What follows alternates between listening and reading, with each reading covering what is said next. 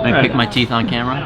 All right, Adam Myerson. All right, so did you race the Masters race today at Gloucester and the Elite race? No, that would be bananas. All right, I thought the plan was to race Masters at these events and then Elite at smaller events. It was a good plan. Why'd the right? plan go out the window? Yeah.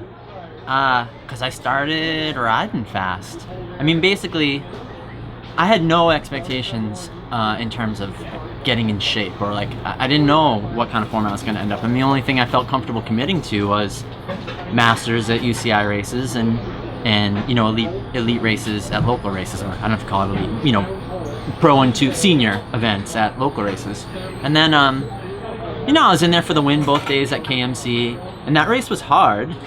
The guys that I was racing with are definitely my peers, but I felt like the four of us that were racing to win at KMC are all elite level, elite race capable guys.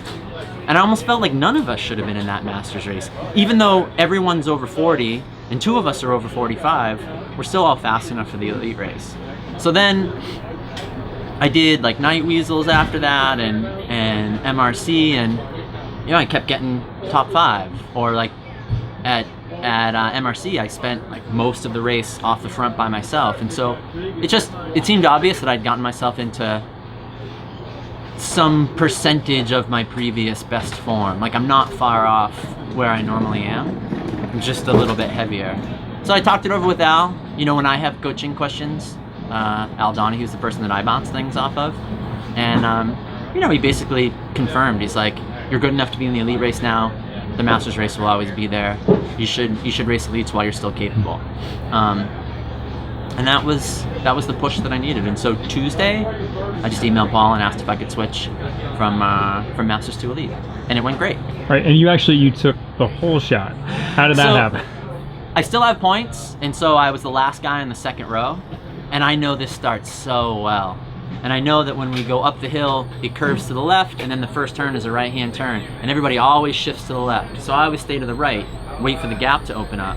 I got a good start and got my pedals real quick, and then all of a sudden, like near the crest of the hill, everybody paused. I think we had a little bit of a headwind, and they all moved over, and it was like this lane just opened up, and like angels started trumpeting, and I was like, oh, all right.